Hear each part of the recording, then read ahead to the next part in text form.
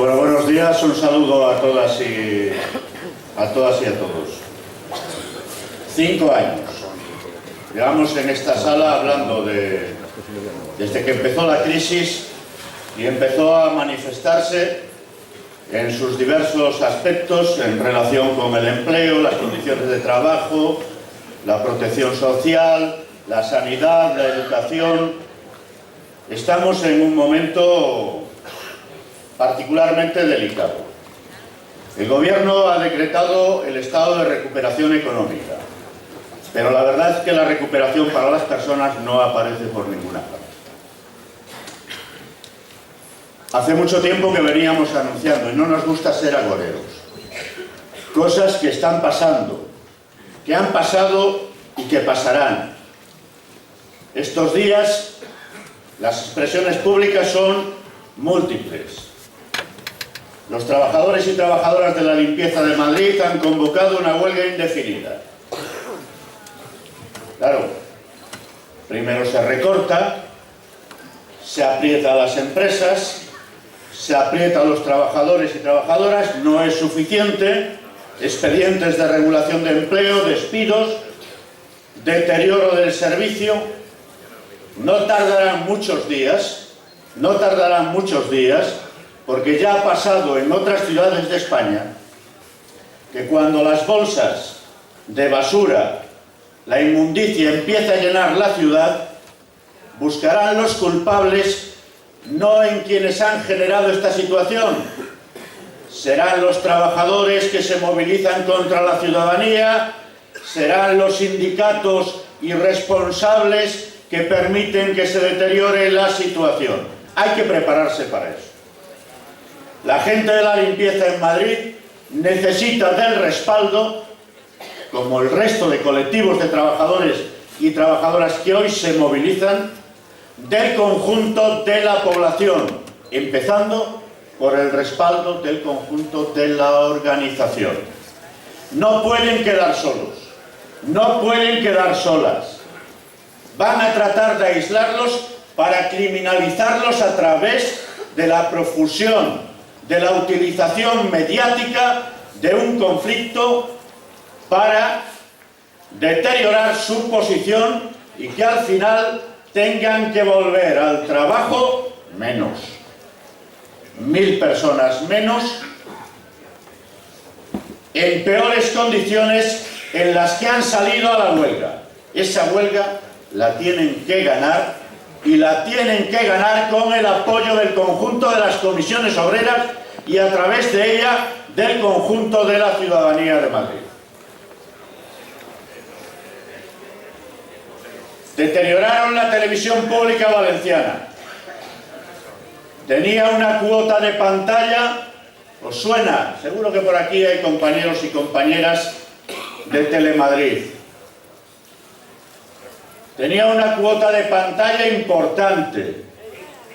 Comenzaron a utilizarla exclusivamente como un instrumento de propaganda al servicio del gobierno valenciano, del partido, que da soporte al gobierno valenciano. ¿Os recuerda algo? La llevaron a mínimos históricos. Claro, cayeron los ingresos. Era insostenible. Lo que era insostenible era el puesto de trabajo de la gente y una televisión y una radio valencianas de calidad que conectase con el sentimiento, con el sentir del conjunto de la gente. Eso era lo que era insostenible. Hicieron una chapuza y al final la justicia ha venido a decir: los despidos son nulos. Y han buscado el atajo. Si no puedo por la vía legal, lo hago por la vía de la coacción, de la decisión antidemocrática, unilateral, sin hablar con nadie, sin llevarlo a las Cortes Valencianas, sin negociar con los representantes de los trabajadores y trabajadoras, y ayer, solo unas horas después de conocida la sentencia judicial, deciden el cierre de la televisión y las radio públicas valencianas. Aquí en Madrid ya lo anunciaron hace un tiempo, porque se temen, probablemente sepan ya, que ese expediente en sede judicial va a tener el mismo resultado que el de la Comunidad Valenciana. Si no puedo con ellos, los liquido. Y esto es de lo que se trata. Cuando se cierra un medio de comunicación, se pierde un trozo de democracia. Además de los efectos, evidentemente, que esto tiene para las personas que por miles trabajan en ese ámbito. No es la televisión, la radio valenciana o la televisión de Madrid la causa de la quiebra, poco menos, que de las cuentas públicas en la comunidad. No. Son otras cosas. El aeropuerto de Castellón. Pero si hemos hablado de eso montones de veces, donde falta todavía que aterrice el primer avión. Y cuesta una pasta mantenerlo todos los años. O la Fórmula 1. Claro, subidos a un Ferrari, aquella pareja, el presidente de la comunidad y la alcaldesa de Valencia, era todo europeo. Todo iba como una moto, bueno, como un coche. Y al final, ¿quién paga las consecuencias? La sanidad pública, la educación pública, la atención a las personas dependientes, las pensiones, el apoyo a la familia y los medios de comunicación, donde trabajan miles y miles de personas en condiciones muy precarias en este país. Porque una de las cuestiones que más se ha deteriorado, y mirar que se ha deteriorado en general, son las condiciones de trabajo en los medios de comunicación. El trabajo autónomo, los falsos autónomos sustituyen al empleo asalariado, se les pone a trabajar por horas, por artículos, luego se los pagan o no. La precariedad creciente en el conjunto del mundo del trabajo, en los medios de comunicación, está más extendida que en ningún otro lugar, que en ningún otro ámbito laboral. Y no es ninguna exageración. Claro, quieren instrumentos dóciles que les sirvan para sus objetivos y no toleran que las cosas puedan funcionar, ser de otra manera. Son síntomas. Es un problema gravísimo para las personas, para las comunidades, pero son síntomas de una situación más preocupante, que es esa carrera para cambiar el modelo de sociedad en Europa y en nuestro país. Hemos hablado muchas veces de esto. Por eso sobran los medios públicos de comunicación si no están intervenidos. Por eso sobran las organizaciones sindicales si no están domesticadas. Sobra el sindicalismo de clase. Algún día, pues nosotros vamos a seguir aquí, igual no las personas, pero sí la herramienta, el sindicato, al servicio de los trabajadores y trabajadoras de este país. Se podrá poner negro sobre blanco de dónde nace la campaña y a qué intereses sirve. ¿Por qué ayer, todavía ayer, piratearon los servidores informáticos de la Unión General de Trabajadores? ¿Qué buscaban? ¿Qué buscan? ¿Qué campaña? Han decidido agotar al sindicalismo de clase económicamente. No me voy a extender demasiado porque al final el resultado de esta asamblea es que el secretario general de Comisiones Obreras acusa a los medios de comunicación de formar parte de una campaña para liquidar al sindicalismo de clase.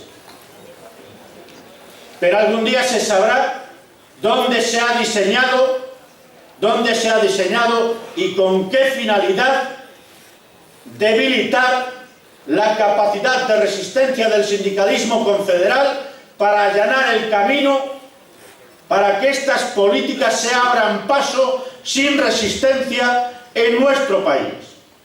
Porque esto que está sucediendo en España, de una u otra manera, sucede también en otros ámbitos de Europa. Sucede en gran parte de los países de la Unión Europea, salvo allí donde las convicciones democráticas, ciudadanas, republicanas están más consolidadas. Más consolidadas. No es el caso del sur de Europa. Pero claro, todo eso no va a poder impedir que la gente sepa lo que pasa y por qué pasan las cosas. Ayer conocíamos el dato de la evolución del desempleo en España. Del paro registrado, que sabéis porque lo hemos hablado muchas veces, solo refleja en parte la situación del empleo en nuestro país, del desempleo en este caso. Es la encuesta de población activa que nos dice que hay 5.904.000 personas en paro en España. Pero ayer conocimos que el paro registrado se incrementaba en 87.028 personas más. ¿Dónde está la salida de la crisis? ¿Cómo viven las personas? ¿En qué se benefician las personas de ese supuesto abandono de la recesión y poco menos que entrada otra vez en una situación de bonanza económica en nuestro país? ¿No será mejor mirar la situación económica a través de los efectos sociales que provoca? Y aún desde el punto de vista de la evolución de la situación económica, ¿cuál es la realidad?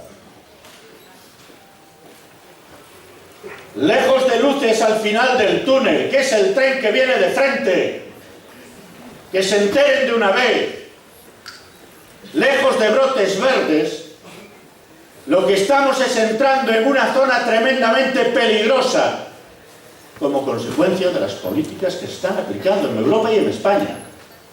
Y es que no podía ser de otra manera, que es el estancamiento de la economía. Se alegran, y para unas cosas viene bien, de la caída de la inflación. 0,5 puede terminar este año, la subida de los precios. Pero si se lee un poco más allá, ¿qué quiere decir ese 0,5? Que no hay actividad económica, que no hay consumo privado, que no hay inversión pública, que no hay inversión privada, que no hay crédito desde los bancos a la economía. Y esa situación no se compensa con el tirón, menos lobos, del sector exterior, porque toda Europa está prácticamente igual. Este año, la Unión Europea va a terminar, en el mejor de los casos, con un crecimiento por debajo del 0,5%, gracias a un cierto cambio de situación en Francia, en Alemania y en algún otro país. Pero la mayoría de los países de la Unión Europea, España incluida, vamos a terminar con cifras negativas del entorno del 1,4, del 1,5. Sigue cayendo la actividad económica en España. Y por eso crece el paro, a pesar, porque estos buscan elementos positivos para justificar su política allí donde no los hay.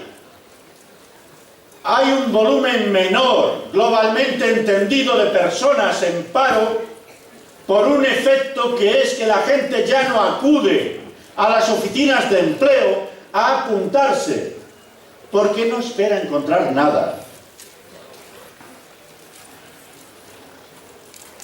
Son los desanimados, son las desanimadas que no van a las oficinas de empleo. Y hay un dato que ayer nos reflejaba la hoja del Instituto Nacional de Estadística. En estos momentos, de 6 millones casi de personas en desempleo, solo el 33,7% perciben algún tipo de ayuda pública. Una parte, prestaciones contributivas de desempleo, derechos que han generado cuando estaban trabajando. Otra parte, ya más que los que cobran prestaciones contributivas, asistenciales. Y eso a pesar del viaje que se le metió al acceso a los subsidios de desempleo en la reforma de julio del año pasado. Pues ya más del 50% de los perceptores de desempleo cobran subsidios y son menos del 50% quienes cobran prestaciones contributivas. ¿Por qué? Porque cada vez hay más parados y paradas de larga duración. Porque la gente no encuentra empleo, porque no está en el paro por deporte. No es mentira, ni en Laponia, que la gente no quiera trabajar y que cuando agota las prestaciones por desempleo, oh maravilla, encuentra un trabajo. No es cierto, porque si fuera cierto, no habría, como hay, casi 3 millones de personas sin recibir ingresos de ningún tipo. Lo que no hay es trabajo. Y por lo tanto no hay empleos, porque no hay actividad económica.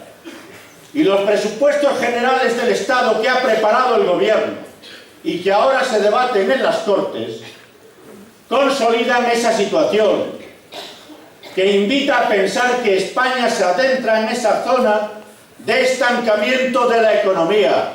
No habrá rebote. Japón vivió esa situación hace unos cuantos años.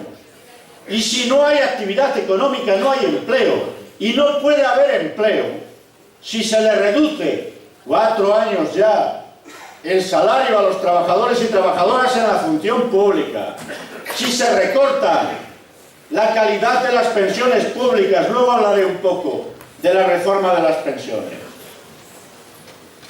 Si no hay inversión pública, si no hay inversión privada, si no hay crédito. Se gastaron ingentes cantidades de recursos de todos y todas para reflotar la banca, las cajas de ahorro. Se nacionalizaron las pérdidas y ahora se están mal vendiendo. El Banco de Valencia, 5.000 millones de euros, el coste de reflotamiento, se vende por 1 euro. Y el mismo camino pretenden que sigan otros, después de expulsar, cerrando multitud de oficinas bancarias, a decenas de miles de trabajadores y trabajadoras, también del sistema financiero. Y el crédito no llega. ¿Para qué? Dice Emilio Botín, desde fuera de España. Bueno, puedo decirlo aquí porque está blindado. En España está llegando dinero a expuertas del extranjero. Será a su banco o a su cuenta corriente. A donde no está llegando es a la gente, que cada vez ve cómo se empobrece más, como consecuencia del deterioro del empleo, de la calidad de los salarios. En el año 2007 se registraron 6.000 convenios colectivos firmados o renovados. Y este año, en septiembre, eran 1.200. Hemos salvado en parte la ultraactividad, pero solo en parte y no para siempre. Porque la ofensiva para conseguir que las relaciones laborales fundamentalmente estén presididas por la idea de la individualización continúa. Miremos y aprendamos de lo que ha pasado en otros lugares. Inglaterra, Margaret Thatcher, hace 18 años, 75% de cobertura de negociación colectiva y ahora 25%. Y tiene un tejido productivo mejor, de más calidad que el español. Aquí, lo decía Jaime, casi el 99% de las empresas tienen menos de 25 trabajadores o trabajadoras. ¿Qué negociación colectiva?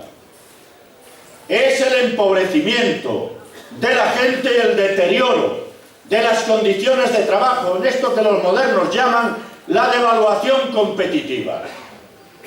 ¿Hasta dónde? ¿Dónde está el fondo? ¿Dónde está el suelo? ¿Es que los demás países son tontos? ¿Es que van a permitir una carrera de devaluación asentada solo en los salarios y en las condiciones de trabajo para perder cuota de mercado y no hacer nada? Toda Europa está en esa carrera de deterioro de las condiciones de vida y de trabajo de los trabajadores y trabajadoras y el empobrecimiento de la mayoría de la sociedad. Esa es la realidad de la situación económica. Buscan atajos, lo hemos dicho 1000 veces, y por eso potencian el empleo a tiempo parcial, a donde se condena a las mujeres fundamentalmente,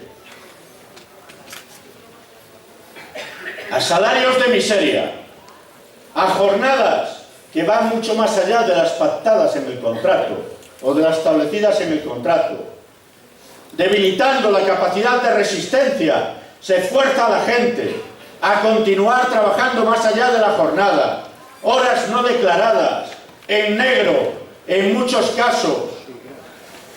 La opción del tiempo parcial es una opción involuntaria que persigue una finalidad, que es maquillar las estadísticas del paro en nuestro país, reducir los niveles de desempleo desde el espejismo de un reparto del trabajo que no es tal, que es reparto de la miseria. Así pasa lo que pasa. El excedente empresarial ha crecido en los años de crisis, porque la crisis no se está comportando para todo el mundo de la misma manera. No es cierto.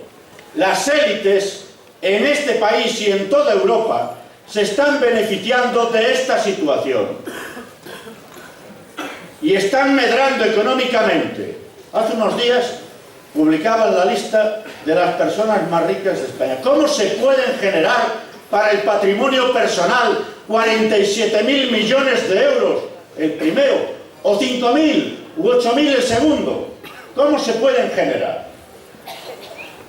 Mientras se reduce la inversión en sanidad, en educación, la gente pierde salarios, pierde empleos, se reducen las pensiones.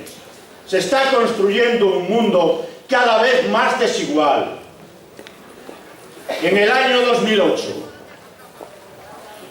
es cierto que el efecto del paro incide mucho en esto que voy a decir.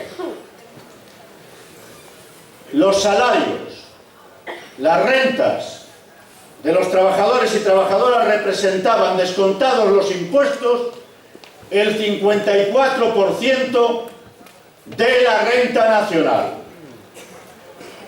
Primer trimestre de 2013. Los salarios bajan al 49 y pico por ciento. El peso de los salarios en la composición de la renta nacional. ¿Y quién lo gana?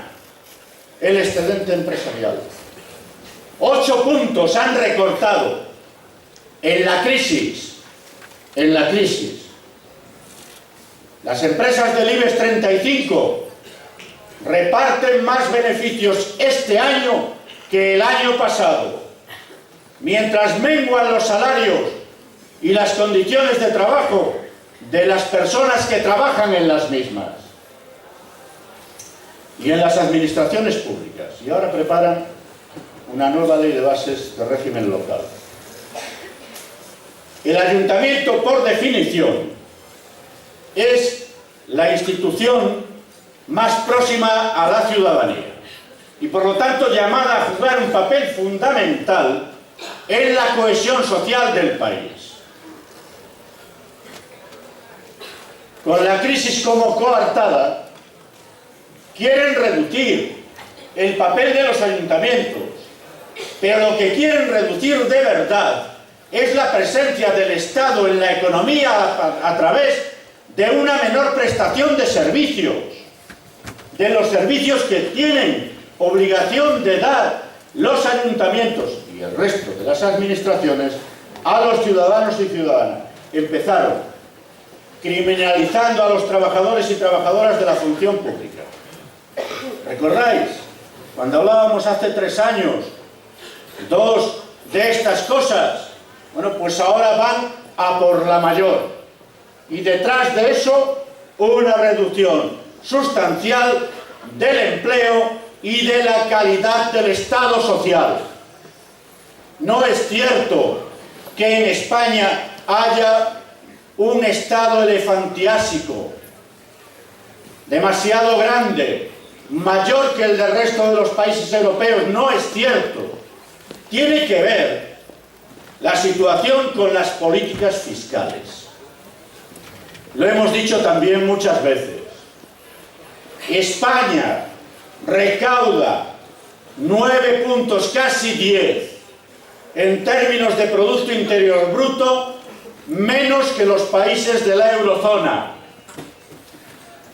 y gasta en servicios públicos fundamentalmente 6,5 puntos menos que la media de la eurozona. Ni en empleo, ni en prestaciones públicas, ni en servicios, nosotros estamos por encima de la inmensa mayoría de los países de la Unión Europea. ¿Por qué? Porque la fiscalidad en España está desequilibrada, concentrada fundamentalmente en el IRPF y en los impuestos indirectos, que gravan 2 veces a las mismas personas y más a quien menos renta tiene. Por eso es tan injusto la subida del IVA que han practicado, y cuidado, que en Grecia está en el 23% y en Portugal en el 23%. ¿Y esto para qué? ¿Para garantizar los servicios públicos? No.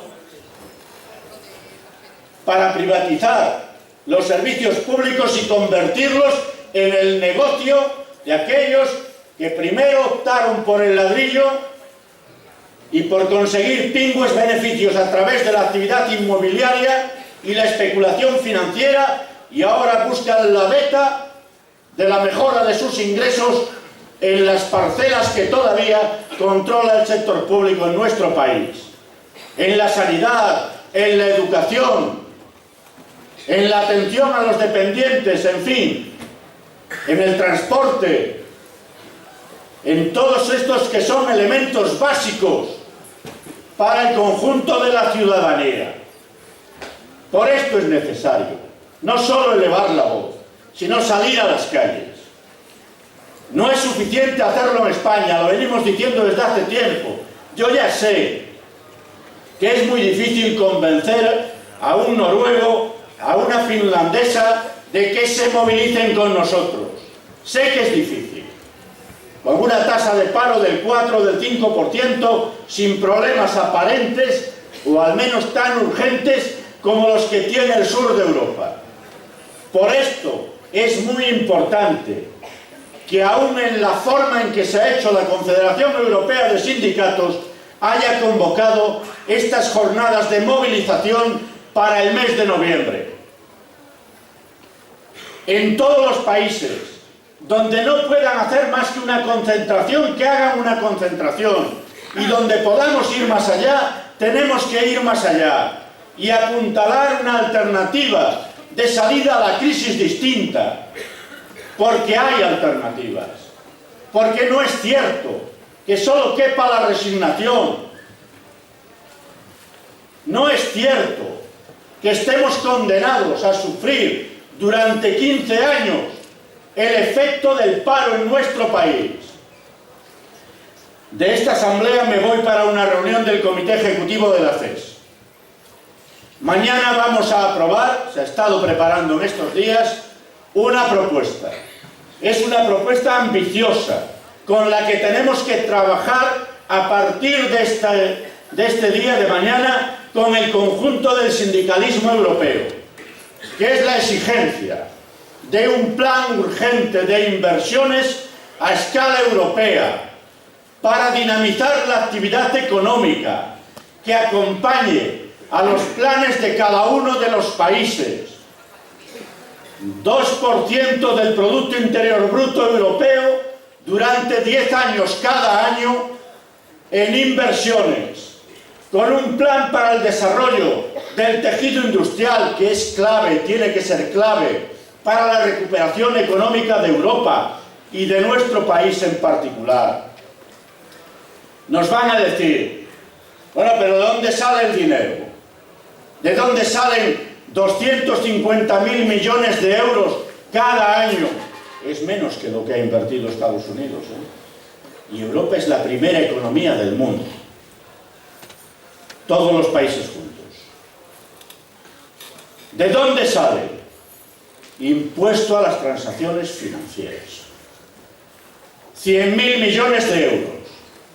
Que paguen los bancos europeos al menos parte del desastre que han generado en Europa en términos económicos, en términos sociales y para el empleo.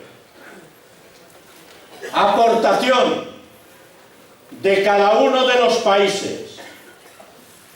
Solidaridad intraeuropea.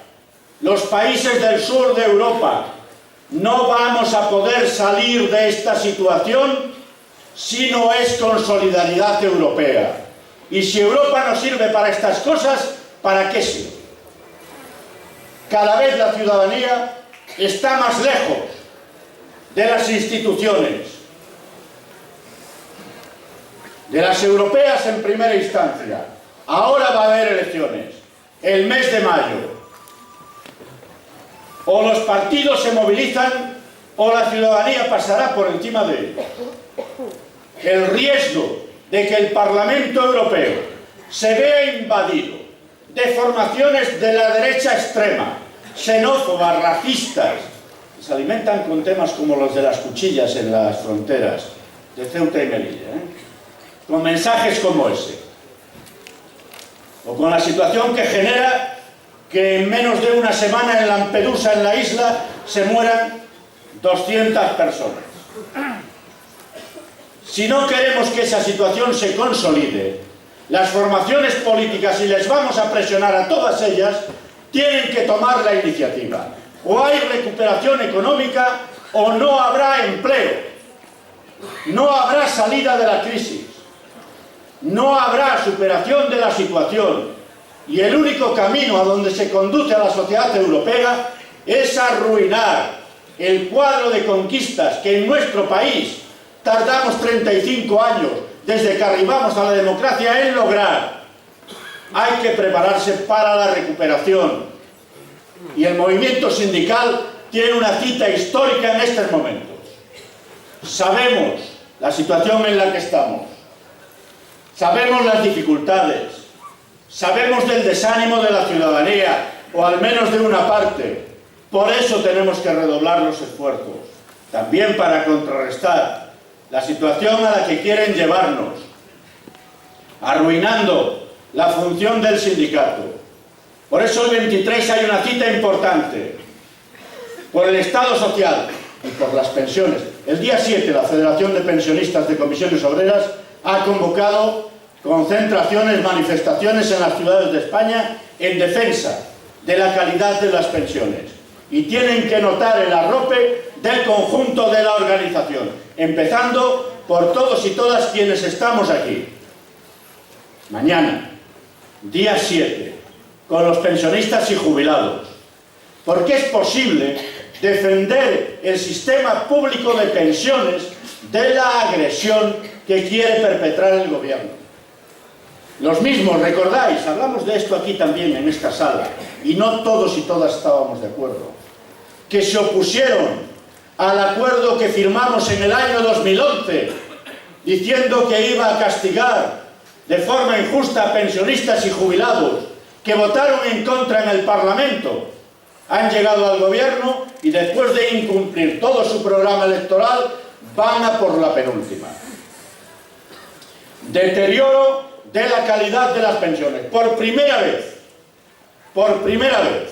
entre las propuestas que se realizan, no solo se pretende afectar a los pensionistas que vayan llegando, sino también a los que ya están, al cambiar la forma de revalorización de las pensiones.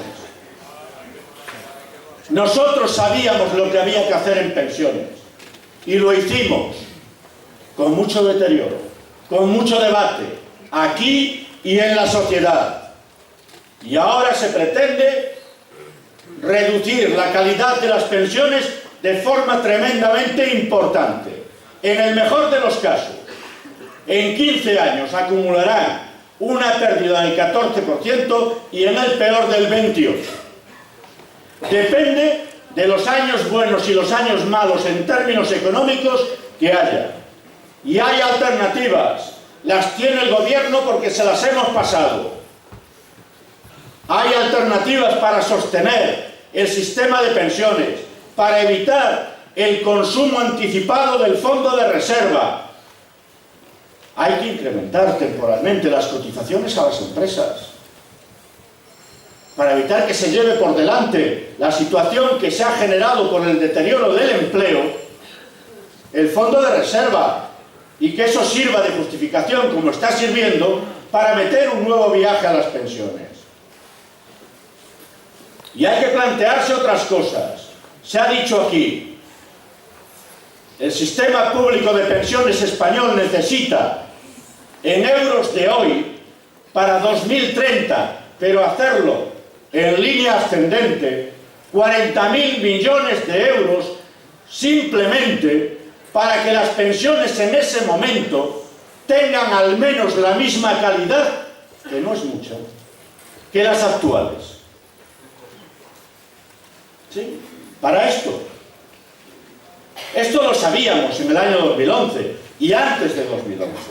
Y por eso hemos ido haciendo, con mucha incomprensión, las cosas que hemos ido haciendo en materia de pensiones.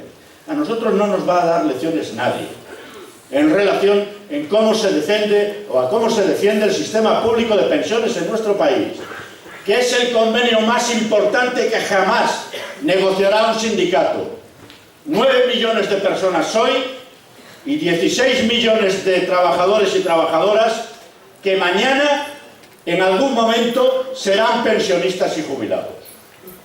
Seremos. Y por lo tanto, nadie tiene más interés que una organización de los trabajadores, y esta lo es, para defender la calidad del sistema público de pensiones en nuestro país. Eso es lo que nos estamos jugando. Por eso es tan importante que consigamos llenar las calles de Madrid y de todas las ciudades de España el día 23, para llevar esperanza también a la gente, para llevar ilusión. Hay que pelear contra viento y marea, contra la corriente en estos momentos, pero merece la pena, porque si no el sindicato dejaría de tener sentido para lo que es, para la gente, una herramienta, un instrumento al servicio de la sociedad, pero fundamentalmente de la clase obrera de este país. ¡Vivan las comisiones obreras!